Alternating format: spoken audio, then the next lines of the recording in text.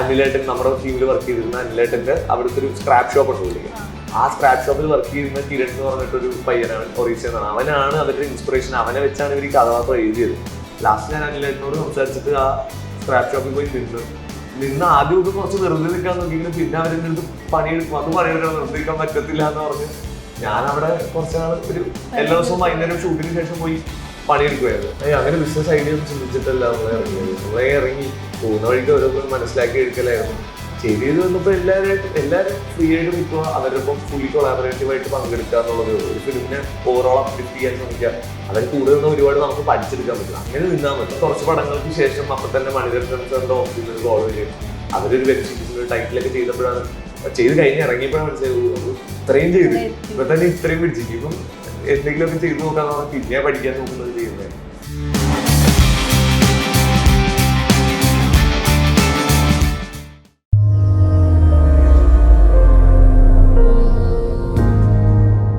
Hi hello, CPX ടോക്കിൽ ഇന്ന് എൻ്റെ കൂടെ ഉള്ളത് എസ്തെറ്റിക് കുഞ്ഞമ്മ എന്ന് പറയുന്ന ഒരൊറ്റ പേരോട് തന്നെ മലയാളക്കര മൊത്തത്തിൽ അറിയുന്ന ഒരാളാണ്.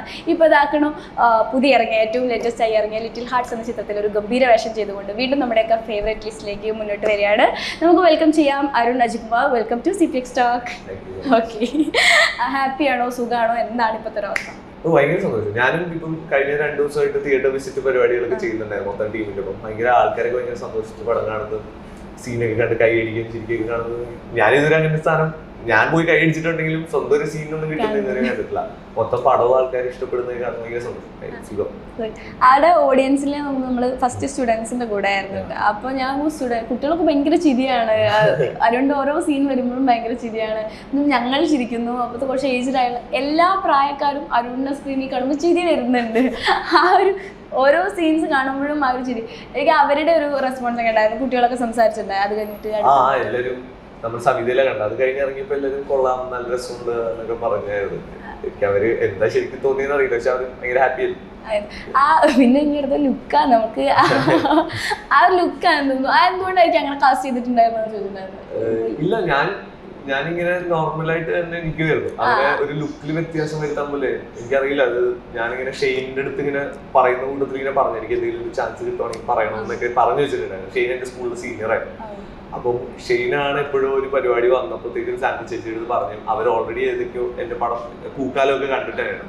അപ്പൊ അങ്ങനെ ഇതില് ഓൾറെഡി ഒരു ആക്ച്വൽ ഒറീസ പയ്യനെയാണ് കാസ്റ്റ് ചെയ്യാനിരുന്നത്. പക്ഷെ ലാസ്റ്റ് മിനിറ്റ് അവൻ ബാക്ക് ഓഫ് ചെയ്തുകൊണ്ടിട്ടാണ് എന്നാ നമുക്ക് പുള്ളിയെ ട്രൈ ചെയ്ത് നോക്കാം എന്ന് വിചാരിക്കും. എന്നെ ഒരു ടെസ്റ്റ് അടിച്ച് ലുക്കൊക്കെ പിടിച്ചു നോക്കിയപ്പോൾ വർക്കായി. അങ്ങനെയാണ്. മറ്റേ ഓറഞ്ച് മുടിയൊക്കെ അയച്ചു കൊടുത്തിട്ടുണ്ടായിരുന്നു. ഇല്ല, ഓറഞ്ച് മുടി ഒന്നും അവർ കണ്ടിട്ടില്ല. എന്നെ നേരെ മുടി ഫുള്ള് വെട്ടിച്ചു, മുടി ഫുൾ പൊക്കി വെച്ച് കളറൊക്കെ അടിച്ചു നോക്കിയപ്പോൾ വർക്ക് ചെയ്യും. അപ്പൊ ഓക്കെ സെറ്റ്.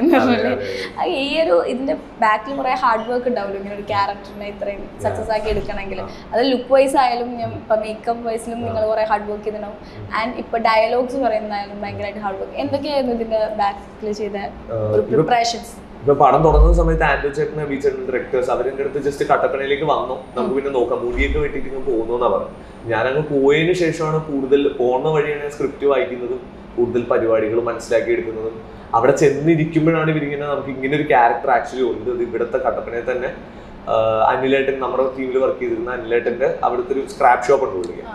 ആ സ്ക്രാപ്പ് ഷോപ്പിൽ വർക്ക് ചെയ്യുന്ന കിരൺ എന്ന് പറഞ്ഞിട്ടൊരു പയ്യനാണ്, ഒറീസ എന്നാണ്. അവനാണ് അവരുടെ ഇൻസ്പിറേഷൻ. അവനെ വെച്ചാണ് ഇവർ ഈ കഥാപാത്രം എഴുതിയത്. അവനെ കണ്ടുപിടിച്ചാൽ മതി, നീ അവിടെ പോയി ഇടയ്ക്ക് നിന്നാൽ മതി എന്ന് എൻ്റെ അടുത്ത് ആദ്യം തന്നെ പറഞ്ഞു. പക്ഷെ എനിക്ക് ആദ്യത്തെ ഒരു 1-2 ദിവസം നിൽക്കാനും പോകാനൊന്നും പറ്റിയില്ല. ഞാൻ സെറ്റിൽ ചെന്ന് നിന്ന് ലുക്കൊക്കെ പിടിച്ചെങ്കിലും പക്ഷെ എനിക്ക് അത് ലുക്ക് കയറാൻ ഭയങ്കര ടഫായിരുന്നു. കയറുന്നതിനേക്കാളും ആ ഭാഷയൊക്കെ ഭയങ്കര ട്രിക്കി ആയിരുന്നു. അത് at the same time genuine ആയിട്ട് ഫീൽ ചെയ്യാൻ വേണം, നിർപ്പിക്കാനും പാടില്ല.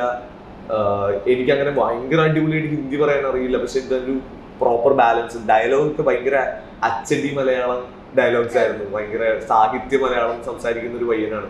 അപ്പം അതിന്റെ ഒരു മീറ്റർ ബാലൻസ് പിടിക്കണം. ഞാനൊരു ആസാമീസ് ക്യാരക്ടറാണെന്ന് പറയുകയും അതിന്റെ കുറെ ഇൻപുട്സ് ഡയറക്ടർ എപ്പോഴും തന്നുകൊണ്ടിരിക്കും. പിന്നെ എൻ്റെ അടുത്ത് മെയിൻലി പറഞ്ഞ ഈ പയ്യനെ പോയി കണ്ടാൽ മതി എന്നുള്ളതാണ്. ഞാനൊരു ഷൂട്ട് തുടങ്ങി 3-ാം ദിവസമാണ് ആക്രിക്കടയിൽ പോയി ജോയിൻ ചെയ്യുന്നത്.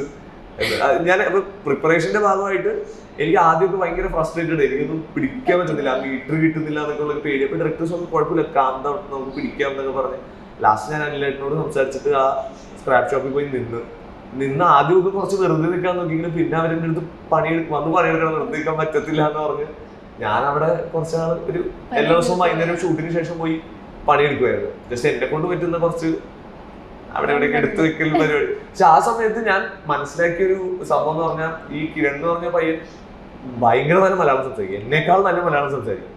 ഞാൻ പെട്ടെന്ന് മലയാളം ഹിന്ദി പഠിക്കാൻ വന്നെങ്കിൽ പക്ഷെ അവന്റെ കുറെ ന്യൂആൻസസും അവൻ മലയാളം ഹിന്ദി ഇടയ്ക്ക് കലർത്തി സംസാരിക്കും. അവനിപ്പോ കട്ടപ്പന പരിപാടികളൊക്കെയാണ് സംസാരിക്കുന്നത്, എന്നാ ഉണ്ടെന്നൊക്കെയാ പറയുന്നത്. നമ്മള് സംസാരിക്കുന്ന പോലെ അല്ല. അപ്പം കട്ടപ്പന ആക്സെന്റ് പിടിക്കുകയും വേണം, അതേസമയം അതിലൊരു എസെൻസ് ഓഫ് ഹിന്ദി കിട്ടുകയും വേണം. ഇച്ചിരി ടെൻഷനുള്ള പ്രോസസ്സാണ്. പക്ഷെ അത് ഓരോന്നും എടുത്തെടുത്ത് അനിലേട്ടനൊക്കെ ഭയങ്കര ഹെൽപ്പായിരുന്നു. പുള്ളി ഓരോ ഡയലോഗ് എഴുതി തരുമായിരുന്നു, ഇങ്ങനെ പറഞ്ഞു കാണാപ്പാടം പഠിക്കുകയും. ഞാൻ പിന്നെ ഗോപൻ ചിദംബരം എന്ന് പറഞ്ഞ എൻ്റെ ഒരു ഫ്രണ്ട്, അച്ഛൻ പുള്ളി ഒരു റൈറ്ററാണ്. അപ്പം പുള്ളിയെ വിളിച്ച് ഇങ്ങനെ ഓരോ ഡൗട്ടൊക്കെ ചോദിച്ചു അങ്ങനെ അങ്ങനെ. ആ ഒരു ടോൺ എങ്ങനെയായിരുന്നു? പ്രത്യേക ടോണിലാണോ ഓരോ ഡയലോഗും പറയുന്നത്? അത് എനിക്ക് തോന്നുന്നു ത്രൂ ഔട്ട് ദ ഡേയ്സ് അത് ക്രാക്കായി വന്നത്. ആദ്യമൊന്നും അങ്ങനത്തെ ഒരു ടോണോ പരിപാടിയോ ഉണ്ടായില്ല. അങ്ങനെ വെറുതെ ഓരോന്ന് ട്രൈ ചെയ്യും, ചിലത് കൂടിപ്പോ അപ്പം ഡയറക്ടർ കുറച്ചും കൂടി ചെയ്യും. അങ്ങനെ ചെയ്ത് ലാസ്റ്റ് ഒരു എനിക്ക് തോന്നുന്നു 5-6 ദിവസം കഴിയുമ്പോഴാണ് കറക്റ്റ് ഒരു ടോണിലേക്ക് വന്നത്. പിന്നെ ഞാൻ വിചാരിച്ചു ഓക്കെ ഇത്രയുള്ളത് ഡബ്ബിൽ പിടിക്കാം. ഇത് ഷൂട്ടിന്റെ സമയത്തായിരുന്നു ഡബിന്റെ സമയത്തായിരുന്നു എപ്പോഴും കുറച്ച് ടാസ്ക് ആയി തോന്നി? ബേസിക്കലി ഈ ക്യാരക്ടറിന് ഒരു പേസും സ്പീഡും വേറെയായിരുന്നു. ഞാൻ സംസാരിക്കുന്നതിനേക്കാളും വേറെ ഒരു സ്പീഡും എക്സ്പ്രസീവ്നെസ് ഒക്കെ വേറെയാണ്. അപ്പം അതാദ്യം പിടിച്ചിട്ടേ എനിക്കത് ഡബിൽ ഇടാൻ പറ്റുള്ളൂ. പക്ഷെ ഒരു പരിധി വരെ ഞാനത് പിടിച്ച് പിന്നെ ഞാൻ ലൂസായിട്ട് അഭിനയിക്കുകയോ ചെയ്തത്. എനിക്ക് ആദ്യം ഒന്നും പിടിക്കാൻ പറ്റുന്നുണ്ടായില്ല.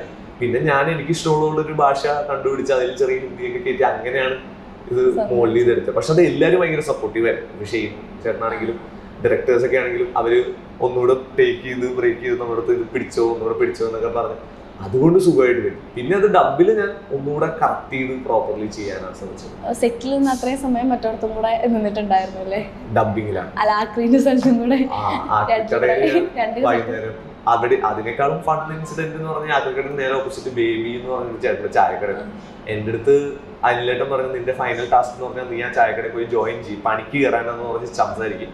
നിനക്ക് പണി തന്നാൽ നീ രക്ഷപ്പെടും, നീ ലൈക്ക് എങ്ങനെ ഒരു റീസ അല്ലെങ്കിൽ ആസാമീസ് പയ്യനാന്ന് ഓക്കെ ആണെന്ന് വിചാരിച്ച്.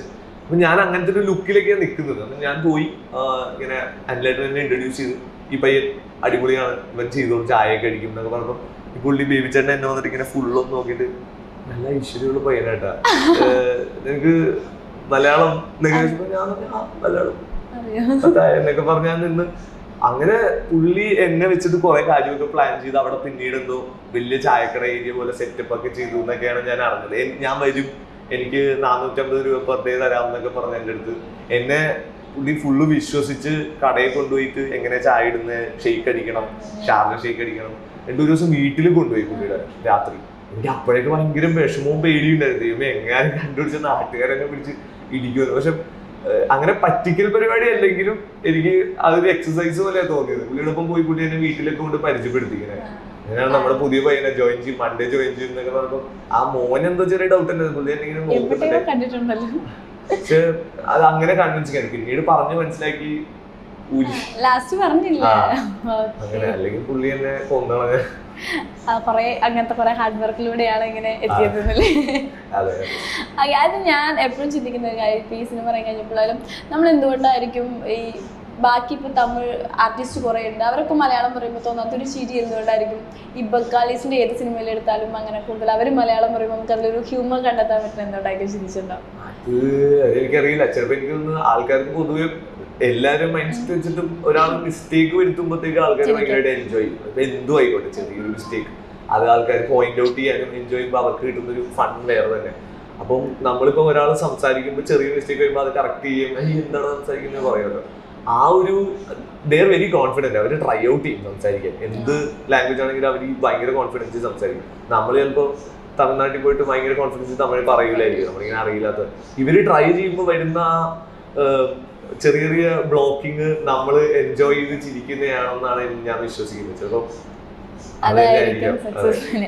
ഓക്കെ, ഇനി നമുക്ക് നേരെ എസ്തെറ്റിക് കുഞ്ഞുമ്മയിലേക്ക് വരുമ്പോൾ ഇപ്പോൾ സിനിമേൻ്റെ എടുക്കുകയാണെങ്കിൽ എനിക്ക് കുറെ കാലങ്ങളായിട്ട് നമുക്ക് ഇങ്ങോട്ട് വരുമ്പോൾ എല്ലാത്തിലും വെറൈറ്റി പിടിക്കാനാണ് എല്ലാവരും നോക്കുന്നത്. അതിപ്പോൾ സിനിമ എന്ന് മാത്രമല്ല, എല്ലാത്തിലും ആൾക്കാരിൽ ക്ലിക്ക് ആകുന്നത് എന്താണ് നമുക്ക് നോക്കേണ്ടത്. അപ്പോൾ സിനിമയ്ക്ക് വരുമ്പോൾ അത് പാട്ട്, എഡിറ്റിംഗ്, അങ്ങനെ എല്ലാ ഫീൽഡും അവർ എല്ലാ മേഖലയിലും കൊണ്ടുപോയിട്ട് എന്തെങ്കിലും അവിടെയാണ് ശരിക്കും ഈ എസ്തെറ്റിക് കുഞ്ഞമ്മേൻ്റെ ഒരു പോസിബിലിറ്റി എന്ന് എനിക്ക് തോന്നിയിട്ടുണ്ട് എപ്പോഴും. അപ്പോൾ നിങ്ങൾക്ക് എപ്പോഴാണ് ആ ഒരു നിങ്ങളുടെ ഒരു സാധ്യത എന്ന് പറയുന്നത് സിനിമ ഇൻഡസ്ട്രിയിലാണെന്ന് നിങ്ങൾക്ക് എപ്പോഴായിരുന്നു ശരിക്കും റിയലൈസ് ചെയ്ത സമയം? അത് എനിക്ക് ലോക്ക്ഡൌണിലാണ് നമ്മൾ തുടങ്ങിയത്. ലോക്ക്ഡൌണിൽ തന്നെ മനസ്സിലാക്കിയത് നല്ലൊരു ടീം വെച്ചിട്ട് ഇത് മുന്നോട്ട് കൊണ്ടുപോയാൽ ഭയങ്കര വെറൈറ്റി ആയിട്ടുള്ള സാധനങ്ങൾ ചെയ്യാം. പിന്നെ പ്രത്യേകിച്ച് മലയാള ഇൻഡസ്ട്രിയിൽ നിന്നല്ല എല്ലാ ഇൻഡസ്ട്രിയിലും ആ സമയത്ത് അങ്ങനെ ഒരു സ്പേസ് ഓപ്പൺ ആയിരുന്നു. പുതിയ ആൾക്കാർക്കും യൂത്തിനൊക്കെ കയറി അവരുടേതായ രീതിയിൽ കൊളാബറേറ്റ് ചെയ്യാൻ പറ്റുന്ന ഒരു സ്പേസ് ഭയങ്കരമായിട്ട് സുഖമായിട്ട് കിടപ്പുണ്ടായി. അപ്പൊ നമ്മളത് ഉപയോഗിച്ചു എന്നുള്ളത് മാത്രം പിന്നീടാണ് റിയലൈസ് ചെയ്യുന്നത് ഓക്കെ ഇതൊക്കെ അടിപൊളിയാണ്. അതിന്റെ ഒരു ഡിസ്കഷൻ എങ്ങനെയാ? അത് ഒറ്റയ്ക്ക് തോന്നിയതാണോ? ഇങ്ങനെ കുറെ കാലമായിട്ട് ഇങ്ങനെ ഒരു സാധനം മനസ്സിൽ വന്ന് തോന്നിയതാണോ? അല്ല, അതിന്റെ തുടക്കം ഇടുക എന്നുള്ളതേ ഉണ്ടായിരുന്നുള്ളൂ. പിന്നെ ഇപ്പൊ ഈ പറഞ്ഞ പോലെ എന്റെ കൂടെയുള്ള ആദ്യത്തുള്ളതാണ് ദീപക്, അവനും ഇതിന്റെ കോ ഫൗണ്ടറാണ്. നമ്മൾ തമ്മിൽ ഉണ്ടാകുന്ന കോൺവെർസേഷൻസും രാത്രി മൊത്തം ഇരുന്ന് പ്ലാനിങ്ങും ഒക്കെ തന്നെയാണ്. പിന്നെ അല്ല ഒരുപാട് പേര് ആ സമയത്ത് ജോയിൻ ചെയ്ത് നമ്മള്. അപ്പം ഇതൊരു കളക്റ്റീവ് ഐഡിയേഷനും പരിപാടിയിലൂടെ വരുന്നതാണ്. അങ്ങനെയാണ് സുഖം അത് ചെയ്യാൻ. നിങ്ങൾ ഈ വെറൈറ്റി കൊണ്ട് ഇപ്പം നിങ്ങൾ ചെയ്യുന്ന വർക്കിൻ്റെ അപ്പുറത്തേക്ക് നിങ്ങളിപ്പോൾ ഇങ്ങനെ ഒരു സാധനം സ്റ്റാർട്ട് ചെയ്യുമ്പോൾ, ഇങ്ങനെ ഒരു വെഞ്ചർ സ്റ്റാർട്ട് ചെയ്യുമ്പോൾ അത് ആളുകളിലേക്ക് എത്തിക്കാൻ കുറേ ഐഡിയാസ് ഉണ്ടായിട്ടുണ്ടാവും. അതിൽ ഇപ്പോൾ ഞാൻ പറയുമ്പോൾ എസ്തെറ്റിക് കുഞ്ഞമ്മ എന്ന് പറയുന്ന ആ ഒരു പേര്, അതെന്തായാലും അത് കേൾക്കുന്നവർ അതെന്താ ഇങ്ങനെ ഒരു പേര് എന്തുകൊണ്ടായി കിട്ടുന്നത്? ഇപ്പോൾ ഒരു ഇൻ്റർവ്യൂസ് അറ്റൻഡ് ചെയ്താലും എന്തുകൊണ്ട് ആ പേര് എന്നുള്ളൊരു ചോദ്യം വന്നിട്ടുണ്ടാകും. അപ്പം ആ ഒരു പേര്, അതുപോലെ തന്നെ വേറെ എന്തൊക്കെയായിരിക്കും നിങ്ങൾ ആളുകൾ അത് നോട്ട് ചെയ്യണം. ഇനി നമ്മളെ ഒരാൾ വിളിച്ചു കഴിഞ്ഞാൽ അവർക്കത് നിങ്ങൾ ഒരു സർക്കിളിൽ മീറ്റിംഗ് ആകുമ്പോഴും അതിൽ പറയുമല്ലോ, ഇപ്പോൾ ഇങ്ങനെയായിരിക്കണം നമ്മൾ ഒരാൾക്ക് ക്ലയൻറ്റിൻ്റെ അടുത്ത് ചെല്ലുമ്പോൾ ഇങ്ങനെയായിരിക്കണം അത് പ്രസന്റ് ആളുകൾക്ക് എടുക്കാൻ വേണ്ടി. ആ ബിസിനസ് ഐഡിയാസ് എന്തൊക്കെയായിരുന്നു? അങ്ങനെ ബിസിനസ് ഐഡിയ ഒന്നും ചിന്തിച്ചിട്ടല്ല നമ്മളെ ഇറങ്ങിയത്. നമ്മളെ ഇറങ്ങി പോകുന്ന വഴിക്ക് ഓരോന്ന് മനസ്സിലാക്കി എടുക്കലായിരുന്നു. ചെയ്ത് വന്നപ്പോൾ എല്ലാവരും ഫ്രീ ആയിട്ട് നിൽക്കുക, അവരൊപ്പം ഫുള്ളി കൊളാബറേറ്റീവ് ആയിട്ട് പങ്കെടുക്കുക എന്നുള്ളതേ ഉള്ളൂ. ഒരു ഫിലിമിനെ ഓവറോൾ അപ്ലിഫ്റ്റ് ചെയ്യാൻ ശ്രമിക്കുക. അവർ കൂടെ നിന്ന് ഒരുപാട് നമുക്ക് പഠിച്ചെടുക്കാൻ പറ്റും. അങ്ങനെ നിന്നാൽ മതി. നമ്മൾ കുറച്ച് മാറി നിന്ന് പരിപാടി പിടിച്ച് കൊടുക്കുന്നതിന് വേണ്ടി അവരുടെ കൂടെ തന്നെ നിന്ന് പഠിക്കാൻ നോക്കുക എന്നുള്ളതേ ഉണ്ടായിരുന്നു. വേറെ എങ്ങനെ ആളുകളിലേക്ക് ഇത്രയും എത്താൻ വേണ്ടിയിട്ട് എന്തെങ്കിലും ചെയ്തിട്ടുണ്ടോ? ഇല്ല, നമ്മൾ ഡിഫറെന്റ് ആവാൻ മാത്രം പലതും ശ്രമിച്ചിട്ടുണ്ട്. പല പുതിയ റെഫറൻസ് എടുക്കാനും പഠിക്കാനും പുതിയ ആൾക്കാരായിട്ട് വർക്ക് ചെയ്യാനൊക്കെ ശ്രമിച്ചിട്ടുള്ളൂ. അല്ലാതെ ഇങ്ങനെ ഒരു ബിസിനസ് സ്ട്രാറ്റജി പിടിച്ചാൽ ഇന്ന ഓഡിയൻസിലേക്ക് എത്താമെന്നൊന്നും ആലോചിച്ചിട്ടില്ല. ഇപ്പൊ ഒരു പടം മാർക്കറ്റ് ചെയ്യുമ്പോഴത്തേക്കും നമ്മൾ പൊതുവെ മറ്റു പടങ്ങളുടെ റെഫറൻസസും റീസെർച്ച് ഒക്കെ നടത്തുന്നതിന്റെ ഭാഗമായിട്ട് ഒരുപാട് പരിപാടികൾ ചെയ്യും. പക്ഷെ ഇങ്ങനെ ഒരു ബിസിനസ് മോഡൽ റീച്ച് ചെയ്യിക്കാൻ വേണ്ടിയിട്ട് ഒന്നും നമ്മൾ ചെയ്തിട്ടില്ല. ഇത് സ്റ്റാർട്ട് ചെയ്യുന്നത് ഭയങ്കര ചെറിയ ഏജിലാണല്ലോ. ചെറിയ ഏജ് കുട്ടിയല്ല, പക്ഷെ 20 അപ്പൊ ആ ഒരു പ്രായത്തില് നമ്മള് ചെല്ലുമ്പോ അവർക്ക് നമ്മളെ മെത്തൂർ ട്രസ്റ്റ് വേണം, നമ്മളെ ക്ലയന്റ്. അത് ഉണ്ടാക്കി എടുക്കുക എന്ന് പറയുന്നത് കുറച്ച് പണിയുള്ള കുറെ റിജക്ഷൻസ് കിട്ടിയിട്ടുണ്ടാവും. അപ്പൊ എന്ന് മുതലാണ് നിങ്ങൾക്ക് ഏത് സിനിമേന്റെ ഒരു ഇത് കഴിഞ്ഞപ്പോഴായിരിക്കും ഓക്കെ ഇനി ഞങ്ങൾക്ക് വലിയ പ്രൊജക്ട് വന്നാലും എനിക്ക് ചെയ്യാൻ പറ്റും എന്നുള്ളൊരു കോൺഫിഡൻസ് ഏത് സ്റ്റേജിലായിരിക്കും ഉണ്ടാവുക? അത് എനിക്കറിയില്ല. ഞാൻ നമ്മളേതോ വലിയ പ്രോജക്ട് ചെയ്തതിന് ശേഷമാണ് അത് മനസ്സിലാക്കി ഇത് ചെയ്തല്ലേ പിന്നെ എന്തും ചെയ്യാം. എനിക്ക് തോന്നുന്നു ആദ്യം കുറച്ച് പടങ്ങൾക്ക് ശേഷം അപ്പൊ തന്നെ മണിരത്നം സാറിന്റെ ഓഫീസിൽ നിന്ന് കോൾ വരും. അവരൊരു വെബ് സീരീസിന്റെ ടൈറ്റിലൊക്കെ ചെയ്തപ്പോഴാണ് ചെയ്ത് കഴിഞ്ഞ് ഇറങ്ങിയപ്പോഴാണ് മനസ്സിലായത് നമ്മൾ ഇത്രയും ചെയ്ത് ഇപ്പൊ തന്നെ ഇത്രയും പിടിച്ചിരിക്കും. ഇപ്പം എന്തെങ്കിലുമൊക്കെ ചെയ്തു നോക്കാന്ന് പറഞ്ഞാൽ പിന്നെ പഠിക്കാൻ നോക്കുന്നത് ചെയ്യുന്നത്. അപ്പൊ ഫസ്റ്റ് ഇപ്പൊ തമിഴാണോ പിന്നെ മലയാളം അല്ലാണ്ട് ചെയ്തത്?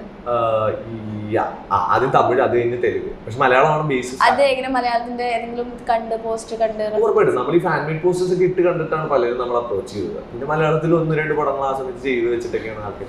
ഞാൻ ഇന്റർവ്യൂ കണ്ടപ്പോ ഈ ലാലേട്ടന്റെ മമ്മൂക്കയുടെ ഒക്കെ ബർത്ത്ഡേ പോസ്റ്റേഴ്സ് ചെയ്യായിരുന്നു എന്നുള്ളത് അത് ശരിക്കും എനിക്കൊരു ഇൻസ്പയർ ആയിരുന്നു.